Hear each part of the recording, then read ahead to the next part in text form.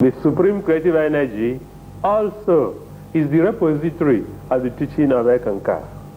In the Shariat Kisugmad, the book of the Eternal, it is written that the Ek, the supreme creative energy,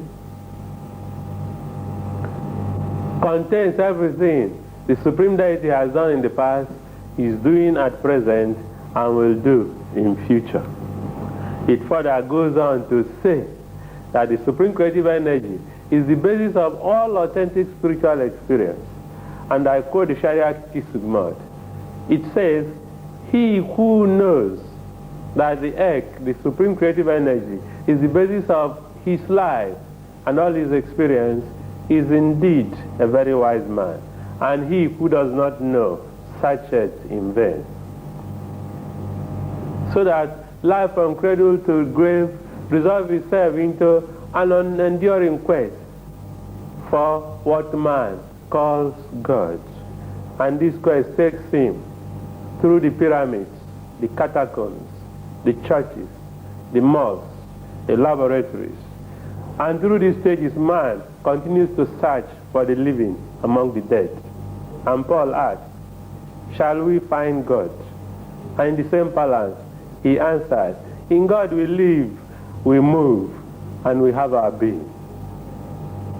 What we are saying is that in Eckankar, the living Ek Master links each soul that is ready with the Ek so that he can now partake consciously in this life stream and become himself causative.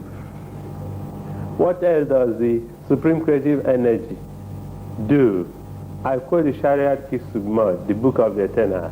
It says that to them that commune with the world, their rounds of toil shall cease, their faces shall beam with glory like the rising sun, because stage by stage have they become a law unto themselves, and they have known spiritual freedom.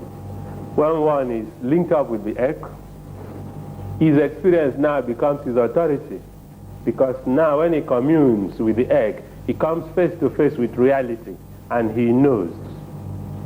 When one is linked up with the Ek also, as you have heard me quoted, the quill of birth, death, and reincarnation is broken.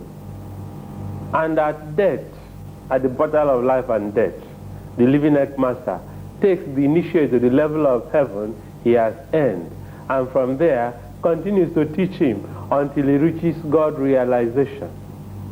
So you see that in Eckankar, we don't need to wait to die before we go to heaven, because we go to heaven daily, as Paul said, "I die daily." And we go to heaven daily through the aid of the living Ek Master in the technique of soul travel. We'll come to that later on. The third pillar of Eckankar are the inner worlds. These are the mansions in my Father's house, as Jesus said. These are the levels of heaven. These are energy levels. Get this clear.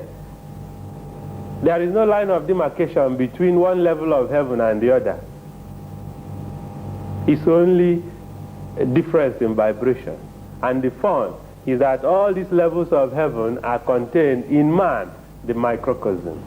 And this takes us to the concept of the microcosm and the macrocosm.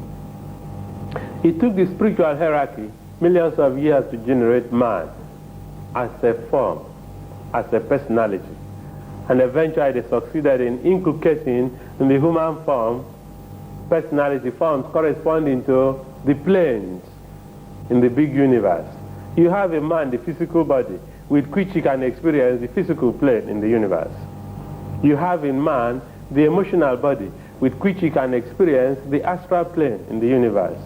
The astral plane is where many people who are dead stay, and they call it their heaven. With the memory body, he can experience the causal plane, the Akashic record, the plane of the universe.